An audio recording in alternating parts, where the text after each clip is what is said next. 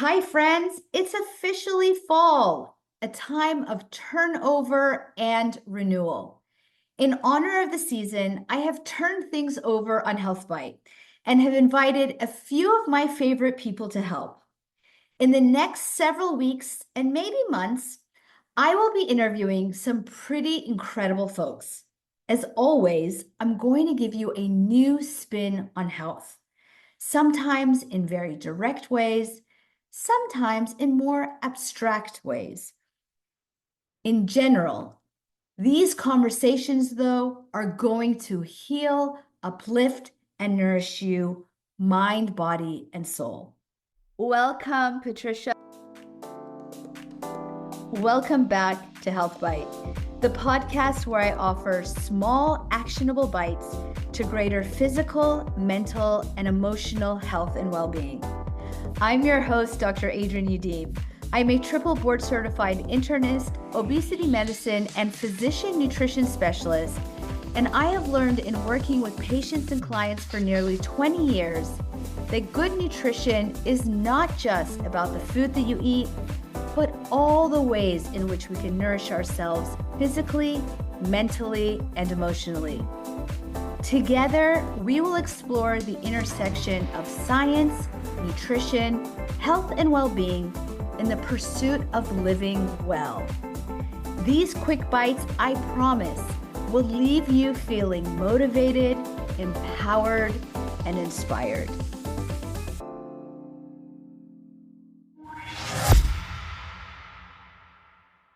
I'm so excited to have you here on Health Bite for this very, very important topic. I'm very excited to be here. Thank you for inviting me.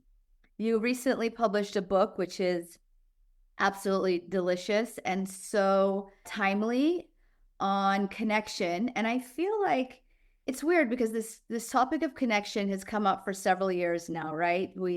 Our US Surgeon General has put out a report on it in the last year. The UK put a report out on the state of loneliness. I think it was now 4 or 5 years ago almost. It's been several years. So in a way, it feels like it's cliche to say we've lost connection because we've been talking about it so much. However, I feel like every moment gives us a new opportunity to revisit it, including the present moment. Absolutely. Absolutely. And I'm interested that you said about the Vivek Murthy's book. I actually quote him in my book about the loneliness epidemic. It is so serious because there's two problems there. The one is where we're not interested in other people. So that's one thing, the lack of interest. But there's also the problem that sometimes we are interested. We just don't have the skills. We have become illiterate in how to connect and how to build these relationships and maintain them. So that's where the book comes in is, okay, so yes, we do have this problem, but now that, what if you decide to have these relationships? How do you build them? How do you maintain them? How do we continue having these long-term connections to one another? I feel that illiteracy, and I see it in our children, in our teens, not just because of social media. We talk about social media so much, but also just the circumstances, the pandemic. So many of them had to school from home. But before we get to all of these important points, which we will get into, I'm curious what sparked your interest in zoning in on this particular problem and writing about it. I think the main reason is because I'm a psychotherapist and I see people in private practice. And with all my clients, people will come in and I found that the common denominator truly is relationships. Ultimately, if you're struggling to get a promotion at work, if you feel like you're not seen or heard, if you're having issues with your spouse or your children, the bottom line comes to the fact that we are, if not illiterate, at least we're not excelling at relationships. We're not a relationships masters. We're relationship disasters. It's when I started seeing this, I think I realized that it's much more common and really is something we all struggle with. And I thought, well, what if I wrote a book about some of these common sense that are not common sense that everybody should know, but we don't know? What if I wrote a book and then just amplified this message that I see in the office every day? So that's where the idea came in. And, how am I going to put it together in a book? That was, the second step is like, how do you make that engaging? The solution I came for that is putting in a lot of stories. So the book reads real quick because even though there's a part of it that is a manual, how do we get along better with people? There's a lot of storytelling. So I bring in case studies from my office, from people that come to see me, stories of some of my really good and successful friends who allowed me to use their stories and how they excel because of these relationships. So that's, in long story short, how the book came about. Yeah, no, it's a wonderful read, and yeah, we can find ourselves and see ourselves in those stories because they are very universal. So I want to speak to the illiteracy component, and I feel like it's become so easy. I feel like disconnection has become accessible. And what I mean by that is that, we have all of these great technological advances that are really convenient. DoorDash for food, or our groceries can be brought to us. We have Amazon. So while it's very convenient, it's taken away those opportunities where you might stand in line and, look into somebody's eyes, or make a comment to the cashier, or run into somebody at the supermarket aisle.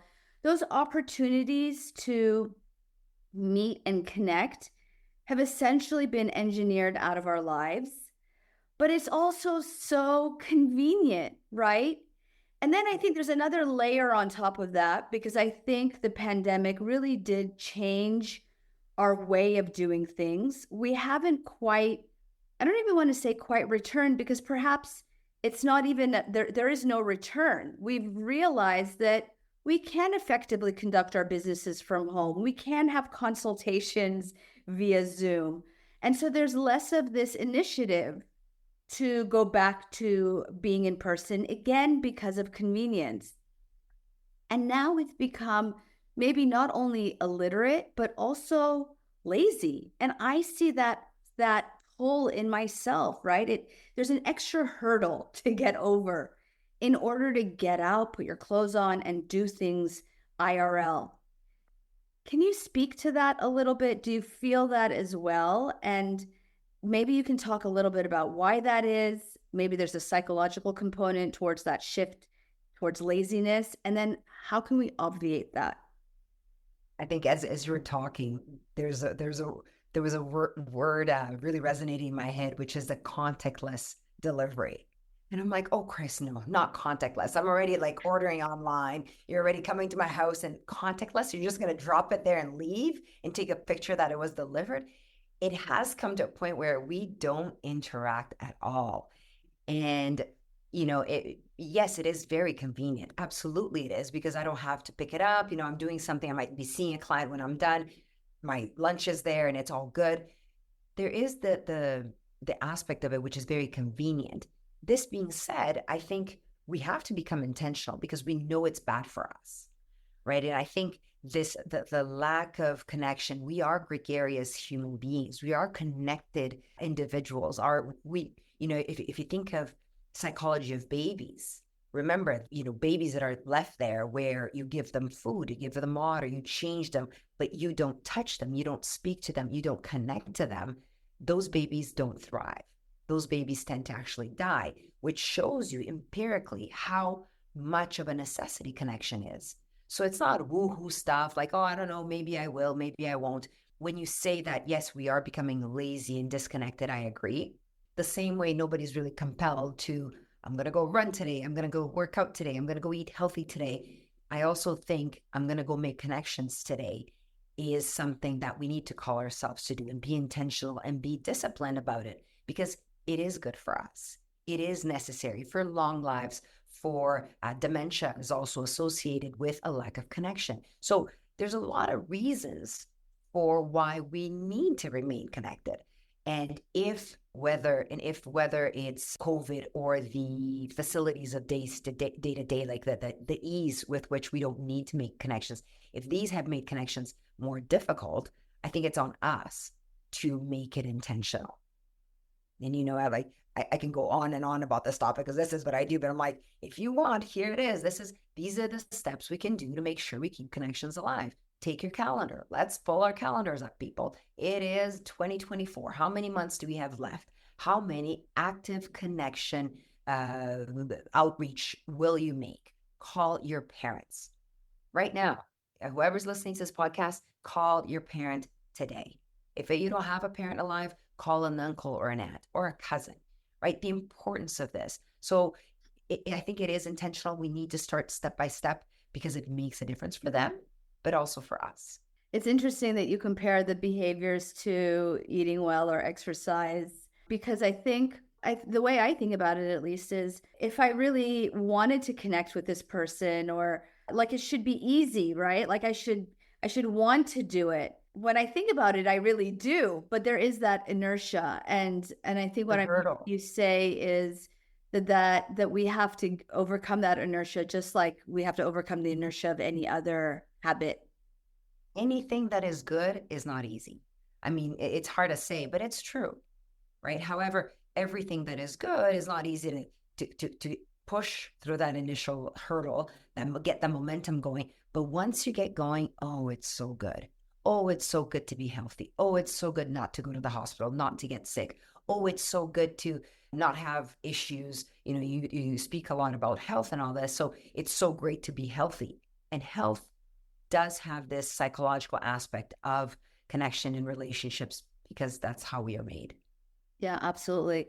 I was stunned when I did read the Surgeon General's report because it compared loneliness to tobacco, to obesity, to all of these other lifestyle behaviors that are we know to be harmful, alcohol use. And it's crazy to think that isolation can be just as costly and just as deadly and actually cause physical consequences. I think a lot of times we know the psychological consequences of isolation and loneliness, but many people may not know that it increases your chances of having a heart attack, for example, which is wild. And dementia. And I mean, these are, again, not woohoo. We're not talking about things that we feel like it may cause. We've got hard evidence demonstrating. I mean, if you look at the degree of increase in dementia and of cognitive function of the elderly during COVID, I mean, that's irrefutable.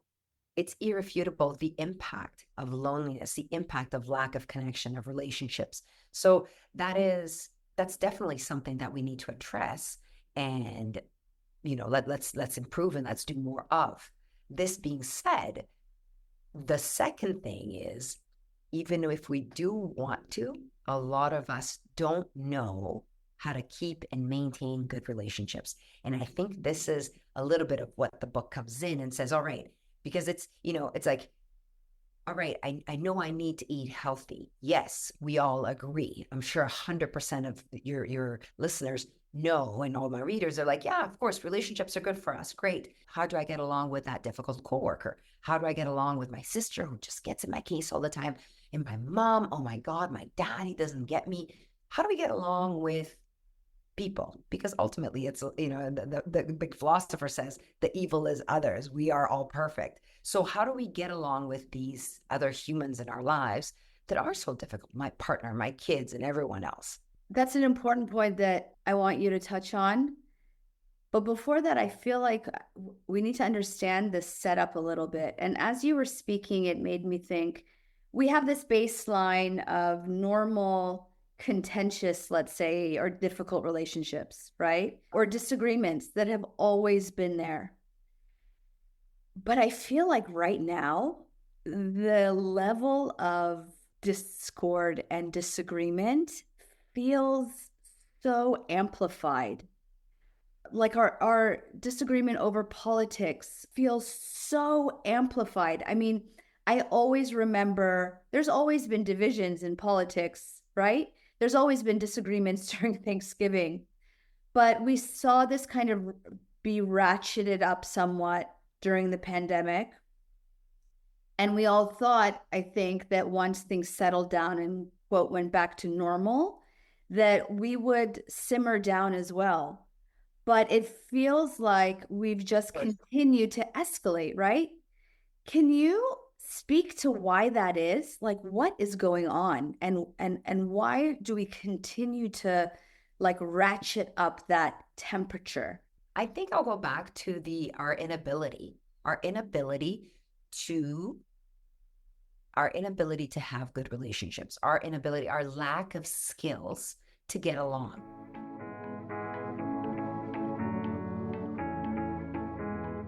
The US Surgeon General just released a staggering report. 41% of parents report feeling that stress is completely overwhelming, and 48% report feeling so stressed that they can't function. Last year, the American Psychological Association released data showing that much of Americans, from parents to professionals, are feeling the same. But just because the experience is common does not mean that there isn't a solution. Mind-body skills are evidence-based practices rooted in ancient wisdom and backed by modern science that have been scientifically proven to reduce stress and manage reactivity.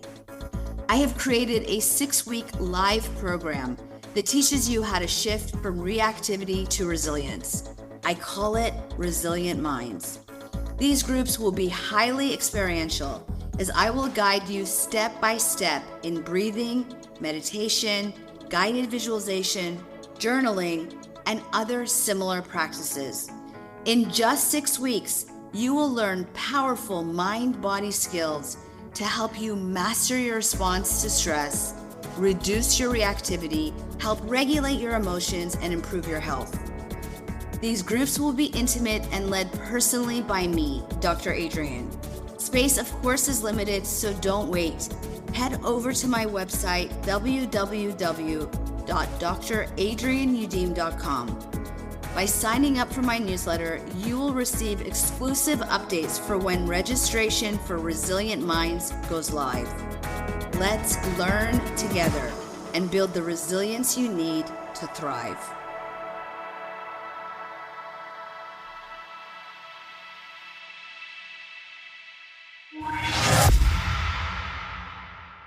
So, this extreme polarization that we live, North America, South America, pretty much everywhere in the Middle East, everywhere, we're all polarized.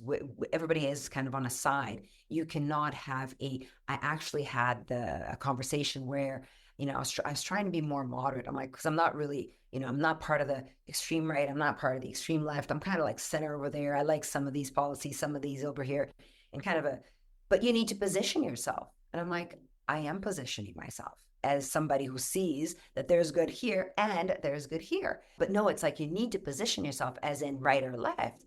So then even when you choose to be a little more moderate, there's this requirement for you to be a little more polarized. And I think because we haven't learned how to be different, because it's like, okay, if you're right and I'm left or vice versa, then immediately you're good or bad.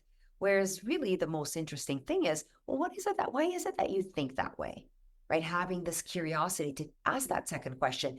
Well, you might think a certain policy is better, or a certain football team is better, or a certain sport is better, or certain types of food are better for you. Well, then tell me more about that. The curiosity. I think we've lost the ability to be curious. We're immediately right or wrong. And if you don't agree with me, it's not because you might have something different to add, but because you're wrong. And that is something that's a big behavior of all my clients that come in with this difficulty in relationships. I'm always asking them to try to see things from the other person's perspective, or try to be curious about why is it that they think this way. And I think if we take some of these tactics, curiosity, perspective, listening to learn without judgment, without, waiting for my turn to talk. No, listen to learn. If you do all these things, it tends to improve already how we relate, because at least it gives me a chance to see the world through your eyes, right? It doesn't limit it to the way I see it. All of these tactics or strategies that you describe are very sensible, right? Like curiosity, engagement, good listening. How, though, does one suppress? I think you need a level of kind of peace of mind, or lack of reactivity, intentionality. But how does one temper that I think it's a very knee-jerk reactivity that everyone is experiencing right now. How do you get from reactivity to curiosity? How do you temper that, what feels like a very innate response? I think the first step for that is recognizing that I don't want to be reactive and I want to be responsive, right? Because if I'm talking to somebody who is knee jerk and is reactive and believes that that's the right way, there's only a right answer, it is a very inflexible thinking, and I can't change what you don't want changed. So I think that's number one. There are some people, and I think the lucky thing is it's a very small percentage of the population is that they don't even want to change.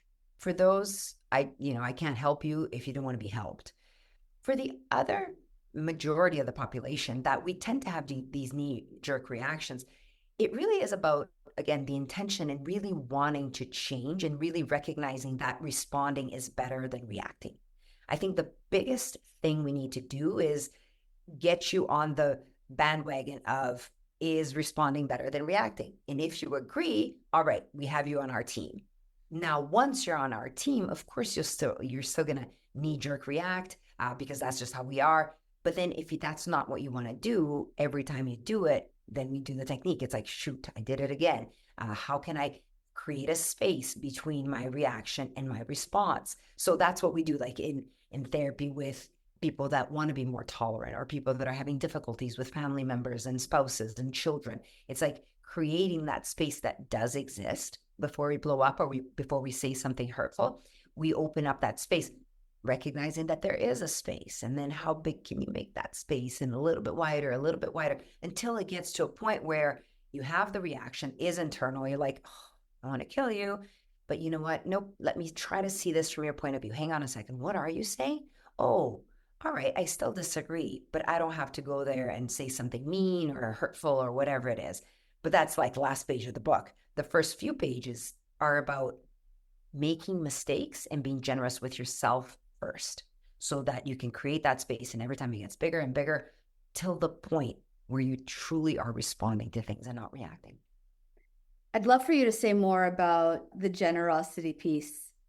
I think generosity towards ourselves and towards the other is one of those missing links. Say more about how one cultivates that. And also, if you could touch on, I feel like when we do get reactive, there's a level of kind of shame or embarrassment that then furthers maybe our resolve. It gets in the way of double down on it. Yeah, exactly. Doubling down. I made such a big scene. It's really, how do you go back and say, I might have been wrong, right? And I think that's ties well with the generosity thing. I think it's interesting because I'm working very hard with a couple of clients on the whole process of generosity with self. And they are people that tend to be very generous with other people, but not with themselves. How do you expand that? Because the minute you do expand that generosity with yourself, you become less judgmental of others as well, because you see how you can make an honest mistake. You see how you can make a bad call, and that does not make you a bad person, right? And if that is possible for me, then it's possible for you too. That's the beauty of it, generosity. You start with this, I'm going to connect to myself, and you have a good relationship with yourself where you see yourself as a fallible being that sometimes reacts, that sometimes says the wrong thing, that sometimes is hurtful, but that's okay, because tomorrow I will try harder. I'll try to be better. I'll try to be a better person. And if you embark on this journey, you start seeing that doing a bad thing does not define me as a bad person. And once that becomes really incorporated into yourself, i.e., when your connection to self is well done, is solid, you're very good in that place, then you can extend to connecting to others and extending that generosity to others, because you can only be nice and generous and understanding and non-judgmental towards others if you're not towards yourself. Tell us how that works. Like I'm envisioning, right? I'm envisioning a conversation in which somebody blows up, right? Or says the wrong thing. And then invariably there's that rumination piece, right? Like revisiting it over and over and second guessing, and I could have said this and I could have said that, and why did I say this and what? So can you, like, how does that look? How does one get themselves out of that? It's almost like a self-reaffirming, right? That rumination is. Yeah. Well, the software, I don't know what it's very specific case by case, but if the rumination is about regret, I shouldn't have. Right. Do something about it. There is something you can do. And I think that's where, again, that's what the beauty of the work on yourself is being able to take a step back and say, maybe I will say I'm sorry. Owning up to doing these things that they're so liberating, right? Writing a letter saying, you know what, yesterday I did not behave my best. That's how I'm behaving, but that's not the person I want to continue to be. I know that I have a short temper sometimes for anger management. People come in and it's like, I know I blow up. Sometimes I see hurtful things where I elevate my voice, and I did it again yesterday. The important thing is I am working on this. My commitment to you is if I'm doing this 7 times a week, I'm going to try to do it only 6, because it's not binary. You don't go from a person ultra reactive to just a placid responsive person. That does not happen overnight. It is a process. You have to understand it, respect it, tolerate it, and understand that, you know what, I blow up today and I'll blow up tomorrow, but I won't for the following 2 days. And that is victory, right? Like, what does success look like? And to me, success is when the curve trends upwards, right? But in that uptrending curve, you will have ups and downs. But as long as the big curve is up, that defines success. Because otherwise we lose the motivation to keep going. We lose the motivation to keep, stepping forward. If every failure or oh shoot, I should have done better, been better, if that's going to be a stopping point, then we stop. So we need to have that generosity to be okay to fail and recognize that, you know what, I'm a human being.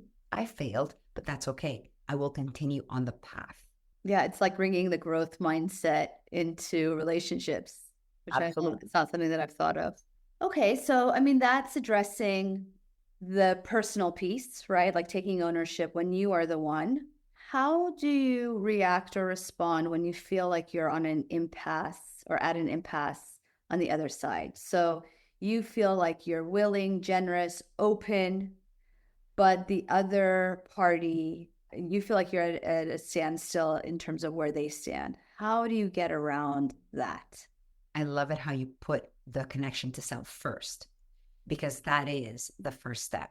It's very hard to solve an impasse if you are not connected to yourself first, because you'll go in not knowing, not equipped, and you can't even deal with conflict or respond in the best way that you could. When you go into an impasse with someone else, whether it's your partner, your children, people at work, your boss, coworkers, whatever, your family of origin, there's a lot of impasse there. There's a part that you need to understand, which is your story. What are your triggering points? What is your baggage? What do you bring to the table to that impasse? Because what happens a lot of times, every time we have a conflict, we tend to think it's somebody else's fault. We do the outward, it's you are the problem. If you would only change. For sessions here, it's always, my boss is just so difficult. I need to learn how to get along with my difficult boss, meaning they are the problem. As we go through it, it's about recognizing, what do you bring to that dynamic? Because a relationship is between 2 people or a group, but you still contribute to it equally as all the other members. So the question is, what am I bringing to this dynamic that is making it not run smooth? That's the number one question. Then is, well, what could I change? Because if you're 50% of the problem, you're 50% of the solution. So what is it that I can do, that I can change, that would change the whole dynamic, right? Because think of it, 50% is you. Any little tweak you do, 50% of the dynamic changes. So that's the second thing is, what can I do to contribute to this? But of course, there are difficult people, or there are people that they might not even be difficult, but we just don't jive. And I think it's okay too. We have to address it. We have to understand that, you know what, we won't get along with everyone and accept that. And not as something to be solved, but as something to be accepted. You meet the person where they're at and you have the relationship that is possible. And I love this sentence because there's actually towards the end of the book, there's a manual on how to get along to specific relationships. And one of the things that I repeat over and over and over again is sometimes, especially to family of origin and towards our children, people that we don't choose, people at work, it's not about having this idolized relationship, like we're going to be best friends or whatever. Like my sister's my best friend. It's great to hear those stories. My mom and I get along and oh my gosh, she feels what I feel. Lovely. Good for you.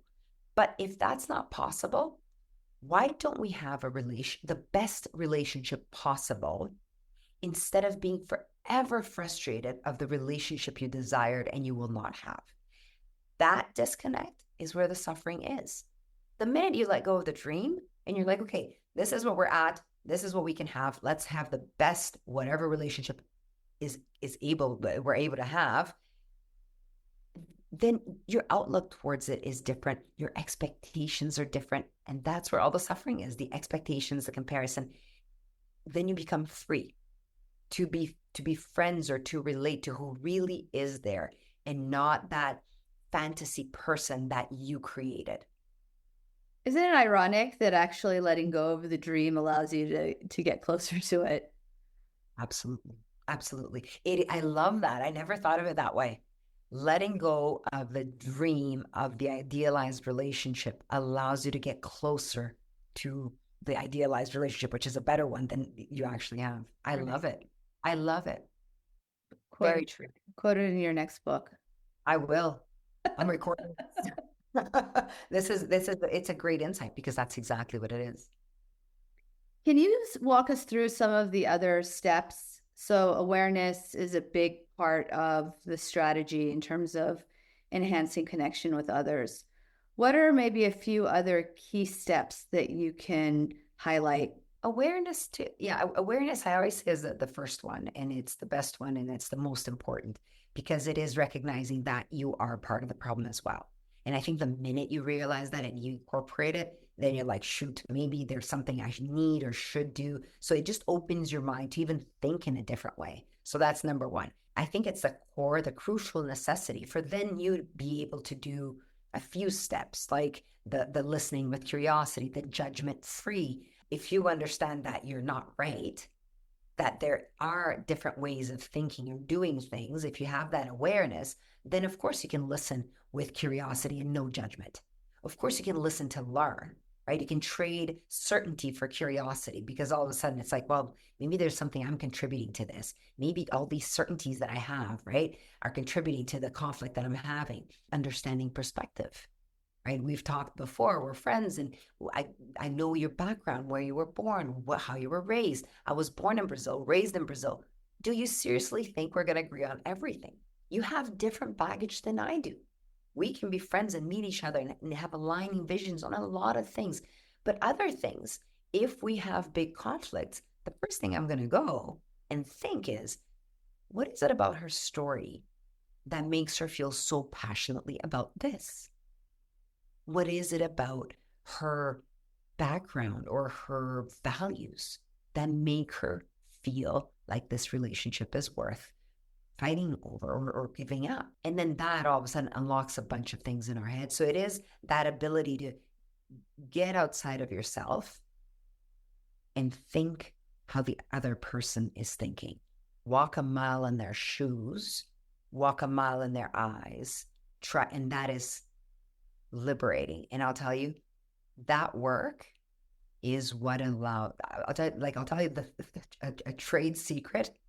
That is, I'd say almost 100% of the time, how I get adult children to understand and forgive their parents is by, did they do the best that they could?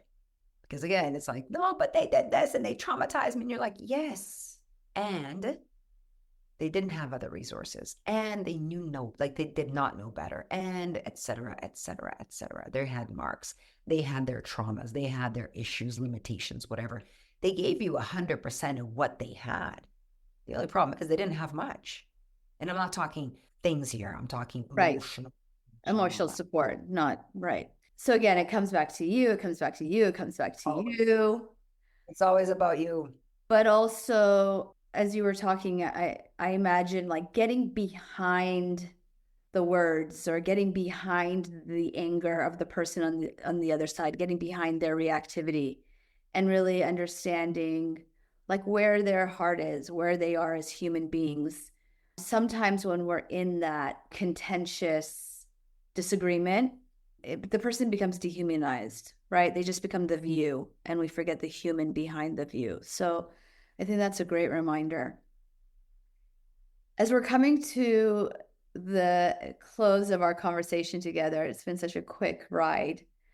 I want to speak to something that I know that a lot of people are feeling right now. And actually, a listener sent me an email this week that I've been thinking about how to address, which is this sense of despair about the disconnection and discord right now. We're in the middle of election season in the United States. It always gets hot and heavy around this time, but it feels particularly so. And then, world events, of course, are top of mind for many people. I actually saw a video, I don't know where it was in South America. A candidate went after another candidate with a metal chair. It was here. It was, right? Absolutely. Yeah. Oh That's how we are. How are we dealing with it in Brazil? That's how we're dealing with it. with metal chair or swinging metal chairs at each other. But you know what? When we see that, I mean, it's comic, but it's not. It adds to this sense of despair and this feeling like we're never going to get out of this. Can you speak to that despair? Can you shed some light or some hope to that sense of despair? Despair, I really see it as dysregulation. Like I do. I see it as dysregulation. I do couples therapy. Sometimes people say this, and it's like I have a big tolerance for a very wide range of opinions and views. I have a very low tolerance for dysregulation because it is hard to do, but it is doable and it only requires your commitment to it. So when somebody loses their cool or does something like that, here's a stool, or, it just goes to show how unprepared we are for what is different and how, as a society, that's what we need to invest in, right? Because we invest in so many things. We invest in technology and all this, and not saying that's not important, but there has to be this component of emotional intelligence and emotional regulation and being able to tolerate the other speaking ill of you, right? Because the candidates that you're referring to, it was them speaking about some process or whatever, whether it was a lie or not. Sure, it might have been a lie, but I mean, not every time somebody lies about me or calls me names, it's okay to dysregulate because you honored my, what is it? Well, you hurt my honor. You can't be that. We need to be very intolerant with things like that. I think we need to start teaching this in school, this emotional regulation, this emotional intelligence, these relationship skills, going back to the beginning of this interview where you're like, we're having a loneliness epidemic. Everything's so easy. Well, let's start in schools because that's where it's all coming in. These kids that spend endless hours on the phone. Let's get the kids to, how do we talk to each other? How do you respect somebody else who thinks differently than you? How do we negotiate? I remember when I was doing my master's, my MBA, there was a class where we had negotiation skills. And I remember, like, the time I was young, them saying, it doesn't matter what you want. The most important thing is to figure out what the other person wants, right? So it's like, oh, it's not about me. It's about someone else. So these skills we're losing and we're not teaching. I think if we invest in this education of everyone, we'll get away from the dysregulation of the adults, the despair of, oh my God, we're just getting worse and worse and worse. I don't have the despair that you spoke about because I'm an optimist. I'm hopeful. I see how much people change when they do the hard work. I've seen marriages reborn with different mindset. And it's like you can't unsee what you've seen. You cannot work in the way you used to once you kind of understand that self-awareness. It's a step forward that you cannot become not self-aware once you are self-aware. It's like learning how to read, once you look at the letters, they'll always make up words. It's a way of being.